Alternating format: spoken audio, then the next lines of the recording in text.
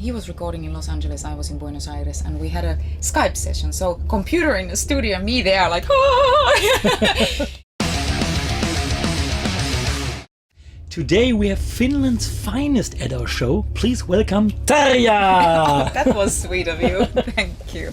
Recently you just released 2 separate records very briefly after another. So why did you do that rather than releasing a double record? Double record would have been too much for my fans. I think as my style is very versatile in general, you can find very symphonic songs on my records, you can find really heavy songs on my record. It would have been too much to bear so many songs on my record. In the end of the day, I was writing so many songs. We decided with the record label to release 2 proper albums, from which the first one, As Brightest Void, is giving you a glimpse of the shadow self that is coming. Brightest Void is like a lighter rocker, I would say, for me. So they do have a separate concept. They're very, very connected, but they have a life on their own, because on the prequel album there are songs like my movie songs, or collaboration with Michael Monroe, which we wrote together, the song, and special songs, the cover songs.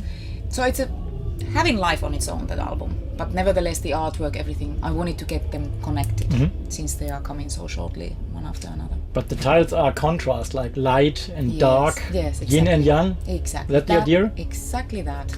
It's about the opposites in life, and there is a lot of light in me, but there is a certain amount of darkness in me that makes me create music. I've made a deal with that darkness of mine. I've embraced it in that sense in the last couple of years, that I've understood, wow, it's a beautiful darkness. Mentioning movie songs, you have this sort of James Bond vibe. So are those songs predestined to be on a James Bond title track?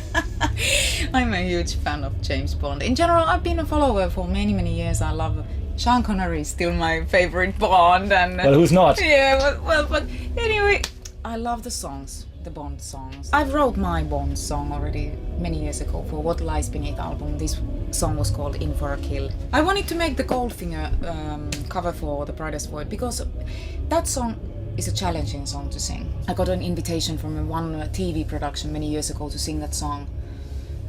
I was not able to do it at that time. I was really struggling with that, and ever since that it kept on ringing, like I'm gonna come back to this song until now. So you still have your goals to work on.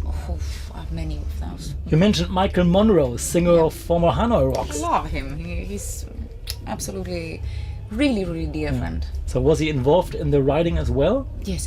He wrote the lyrics and the majority of the melodies. I gave him a rough demo, and he said, wow, this is super heavy. And for me, it's the most rock and roll I've done. He wrote the lyrics in one night. He got so excited about this whole thing, he came to me and...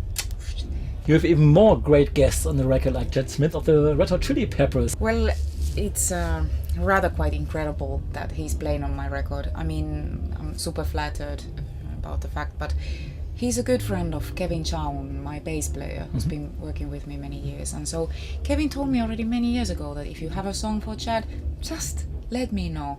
Okay. And I'm like, yeah, right. Red Hot Chili Peppers drummer.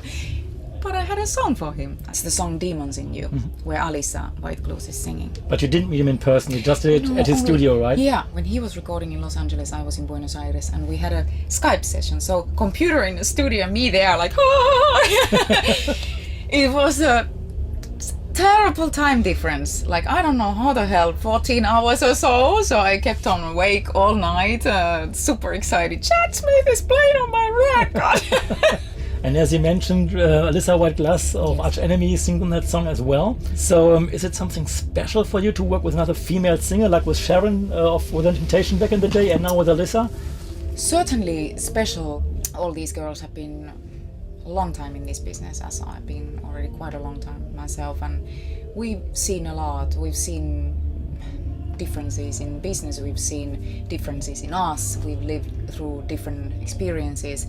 And when we get together, we have a lot to share. That's the beautiful energy that is there.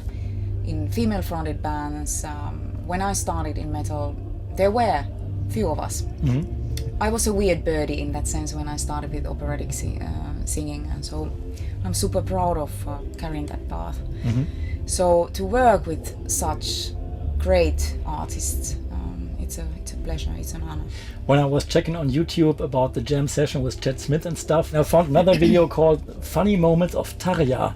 When you just slip on stage and fell or something like that. Can you laugh about yourself, or are you angry about that? No, cannot be angry about it. Of course, there's several. Oh, I broke my pants. I have.